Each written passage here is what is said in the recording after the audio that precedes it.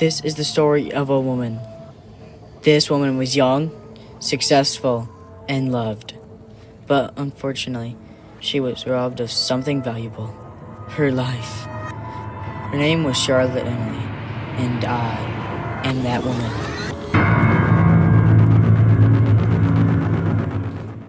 25 years ago, my father, Henry Emily, was in line to inherit his father's business of training bears to perform. They trained them to dance, sing, wear hats and bow ties, all that stuff. But when my grandfather was killed by one of the bears, my father had no other choice but to pivot his business plans. So with the knowledge of robotics he had, he decided to create the first ever Fredbear animatronic. He'd travel around the state and people would pay him to display this creation for a few nights. As it turns out, the Fredbear animatronic idea was a massive success, and it even grabbed the attention of Afton Robotics. My father then collaborated with William Afton, the owner of Afton Robotics, and created what we know as Fredbear's Family Diner. With this, my father was able to settle down since the diner was so close to home. This led him to starting a family, which would then lead to me growing up with the Afton kids. I specifically gave a bond, sort of, to Michael. We had a really massive connection during high school, thanks to how close our families were. Now, speaking of high school, I started to develop a love for robotics, which caught the attention of my father. He thought I would be a worthy successor to inherit the company. So around my 18th birthday, he gathered me, my mother, Afton, and his family, and announced something that would change my life. Dad, you wanted to see me? Charlotte, I know this may seem sudden, but I feel like it's appropriate to tell you now. I am close to my retirement, as you know, and, well, I want you to take my place. Really? You want me to inherit the company? Part of the company. William, please. Yes, Charlotte, I feel it's only right to do what my father did with me and his father did to him, and pass the company down to my firstborn child. Wow, I don't know what to say. I was overjoyed. I couldn't believe it. Me? Inheriting the company? The most successful company of entertainment in the state? The best part about it all is that the start of my journey was just in a few days. My 18th birthday started out amazingly. Apparently word spread fast as well. Everyone in the school was congratulating me on my success. I specifically remember Michael being overjoyed. Gotta say, Charlotte, didn't think either of us would get this far in life. You think my father let me inherit his side of the business? I don't know. Maybe. It would be nice to work with you, professionally and all. Yeah, I hope he lets me perform in the company in some way. Being his firstborn, he doesn't really give me a lot to do. If I ever do end up, working with you, I'll be sure to include you in a lot. You always know what to say. Guess that's why your dad's pairing you up with my dad. We had my party at the diner. Oh, how great it was. My father got the boss to sing my favorite songs, and he then would hold a toast in my honor. God, I miss that. Then the night went on. I needed a break. So I went outside and Michael followed me out. Great party. Yeah. Thanks. A little too great, though. Why do you say that? Oh, nothing bad. I just didn't expect something that grandiose is all. I think it's fitting for your accomplishments. I mean, you've done more than me. Well, thanks, but stop downplaying yourself. My father used to tell me that the first step to success is to think you can succeed. I'll keep that in mind.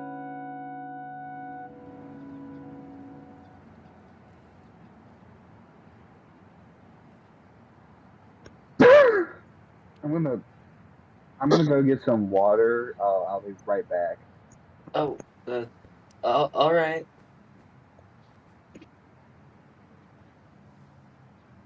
Ribbit. Uh,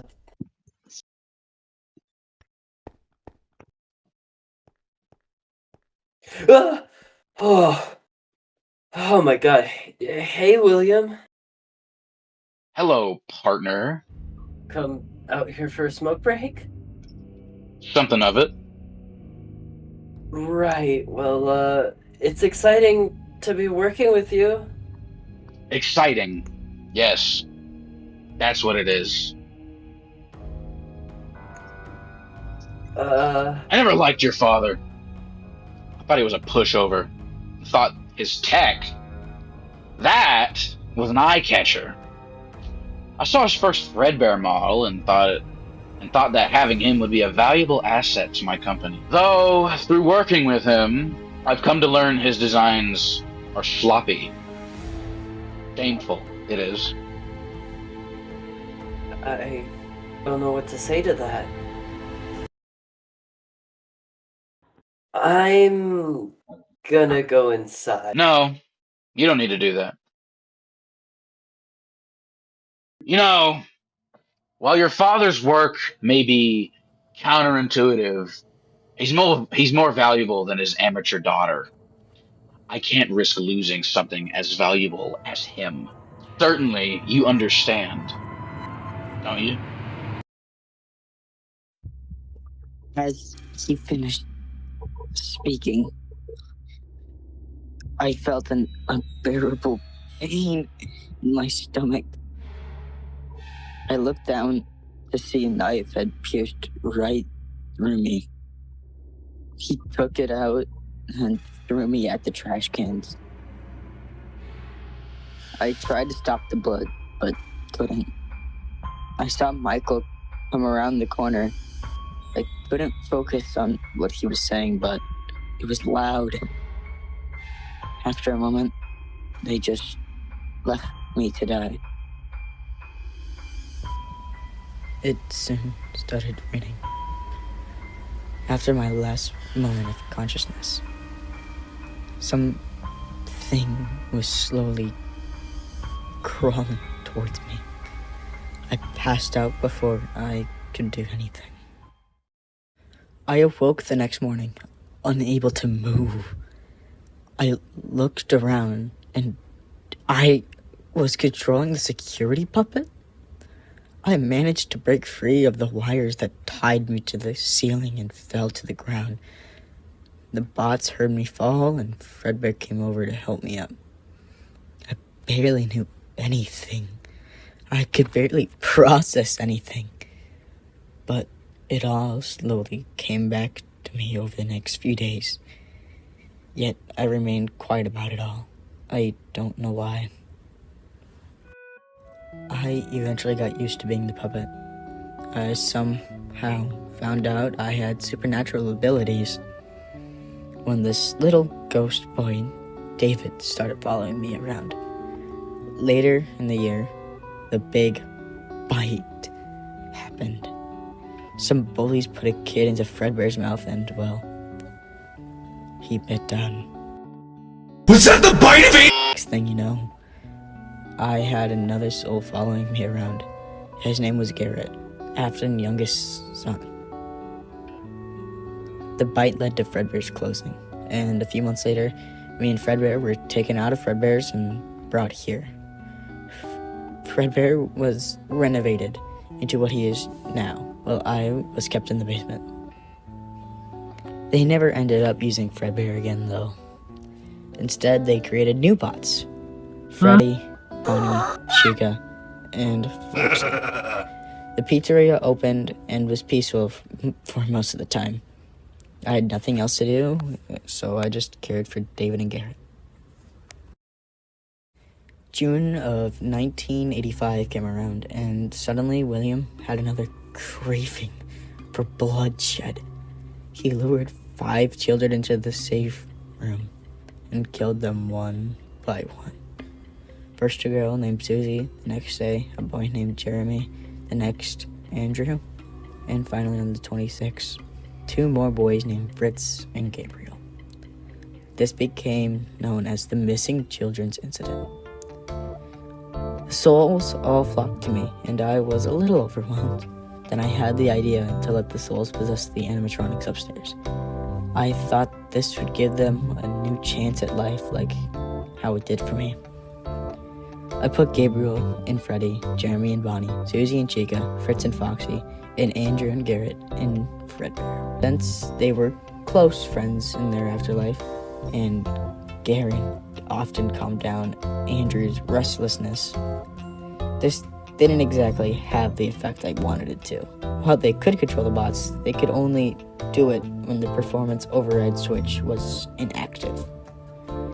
But when that switch was inactive, the spirits were violent, and the drawings on the wall. I attempted to take them down, but they always reappeared. I kept the switch on in order to prevent more incidents. A few days later, Riley was hired on as a security guard, and I stayed down in my box, experimenting with putting David to rest. And we all know the rest. Any questions? I have a question. Yeah, Freddy? Well, it's kind of unrelated to the entire story, but like, what color was my hair as a kid? What color hair did I have? I think it was brown? Cool. I have a better I have question. a question. Okay, What go is it, first, Bonnie? Bonnie. Was that your boyfriend? The Michael guy? Oh yeah.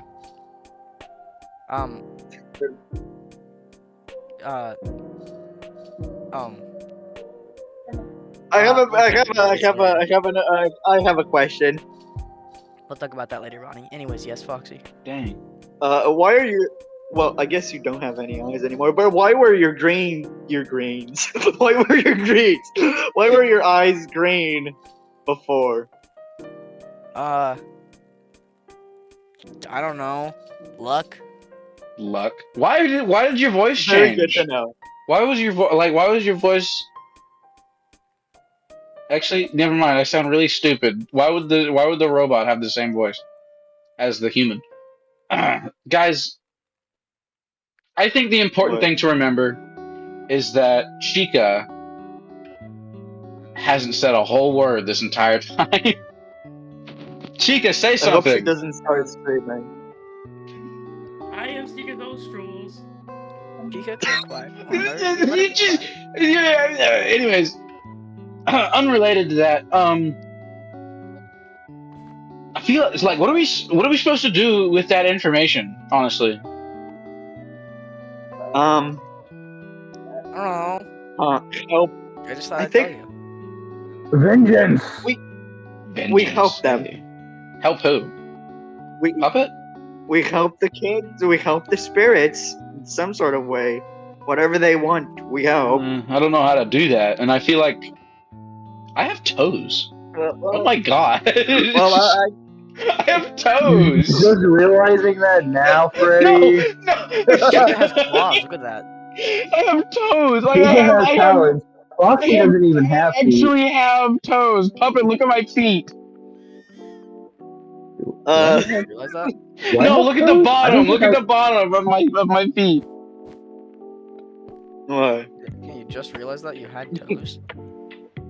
I have Okay, toes. buddy. I don't have toes. Anyways, Why don't I have toes? I don't. Foxy, how do we do that though? How do we help the spirits if they're inside of us you and guys whenever? can figure that out outside the room, please. Well, It's kind of loud. Give me a second. Puppet, chill out. How do we do Guys, it, it's Foxy? cold from now.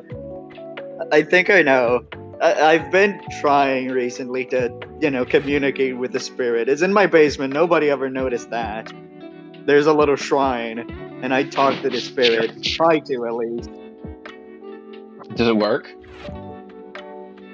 Kind of. I mean, the screen on the arcade goes a little haywire sometimes. I think I'm. Wait, hold on. What? What? Foxy, you're establishing. Whoa! Whoa! What? Oh my gosh! I never. Oh my gosh! What? What? Hold on. We found out about the freaking souls through either a memory or a dream or a video game. What if we communicated through the video game and memory and stuff? I mean, it's probably not going to happen this season, audience. It's not going to happen this season. But just like, I genuinely never thought that we could interfere with the memories. And oh my gosh, that just wrote it. Looks like I'm one step ahead of you, buddy. Dude, Check my basement. Hold on. Oh my gosh. Editing Jacob here. Holy crap. I've never, ever thought of my own story as being self-written like that. That makes so much sense. Yeah, but I thought I am such a genius, aren't I? Dude. Oh my gosh. Editor, end the episode already. I gotta go freaking write season 2.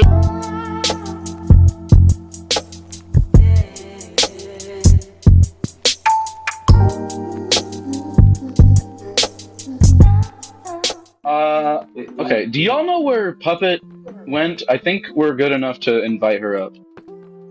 I don't know. Oh, here they are. Never mind. I found them. Hello? What?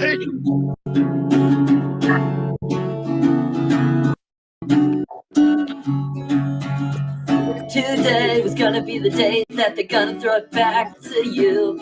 I don't know how. Oh wait, fuck. Can we do that scene again? I just realized I'm not holding the band. No.